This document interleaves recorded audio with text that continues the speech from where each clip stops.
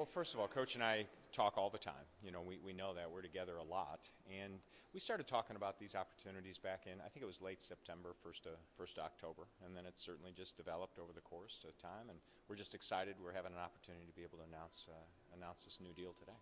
When you look at the guarantee and the incentives, I mean, how much do you look at what other universities are doing to make sure that he's kind of up there, along with his peers and what he's accomplished? Well, I think that's very important, that you want to always be benchmarking yourself against other institutions around the country. I think we do that across the board at Mizzou in a lot of areas, not just athletics. But certainly with the job that Coach has done at Mizzou, with how we graduate our kids and how involved we are in the community and how high a level we've won at, you want to make sure that you're in an area where you're a top 20, top 25 program in the country, because you are, and you want to compensate your coaches that way as well too. So this gives us an opportunity to do that. One of those complexities, I guess, of the deal is this deferred compensation. Can you kind of explain that, for the folks at home and what that actually means? I think the only other piece that folks will see is that when you talk about deferred compensation, that's really compensation that you earn. They just put it into a savings account for you. And that's an area that we had done that with Coach for several years over the course of time, and he was hopeful that we wouldn't fund that, the deferred part of that, but would continue to put that in just his guaranteed comp. So it's just a change in how we were paying Coach. How important was it for him that his assistants saw a bump in the pool?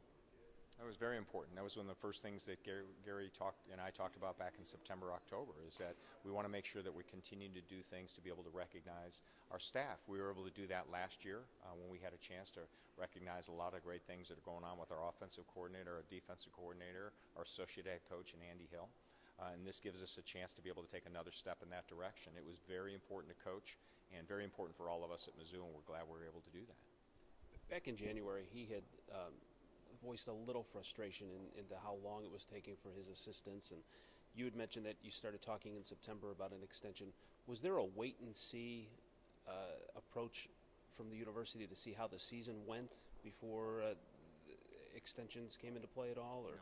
No, I not at all. I think that those kind of conversations, as they continue to go along, we're always consistent on what we wanted to try to do to continue to improve the opportunities for our assistants, continue to try to recognize for the job that Coach has done. These things take time, though. People sometimes will step back and can become frustrated because they take a little bit longer. But when you're talking about the complexities of contracts and assistant coaches, and you have leadership communication pieces that you have to go through, we're in bowl games, we're going to other types of activities, sometimes it just takes a little bit longer. But no, this has always been consistent with what we wanted to do. Mike, I believe the last time there was an extension for Coach Pinkel, was that 2011, I believe? Yes. Mm-hmm. And what do you make of, again, not just Coach Pinkel, but I guess the entire industry, and how there's so many moving parts, and there's always coaches buying out their own contracts or universities terminating them? It seems like it always happens every year. I mean, do you feel almost lucky that you've been able to have someone for 13 years and continue to have someone in this position? Yeah, I think that Mizzou, all of us at Mizzou, I think we're very fortunate that we have a coach that's committed to our institution. I mean, he's been here for 13 years. He's shown another commitment right now by signing up for an additional 7 years, and I think that says something, because that isn't necessarily the norm around the country. Coach is a guy, Gary is a guy that he's loyal to Mizzou. He's done a great job for this institution, and for us, I think that certainly gives you a sense of confidence in what you're doing, and that you're going to be doing it with that person for quite some time. So when you see it happening around the country, a lot of moving parts, I think at Mizzou we feel pretty fortunate that we've got people that are committed to this school. He's had a lot of great years, but he's also had some kind of down years as well. When you think about that, and in terms of that buyout on both parties, do you almost have to kind of protect yourself a little bit when you see things happen based on performance?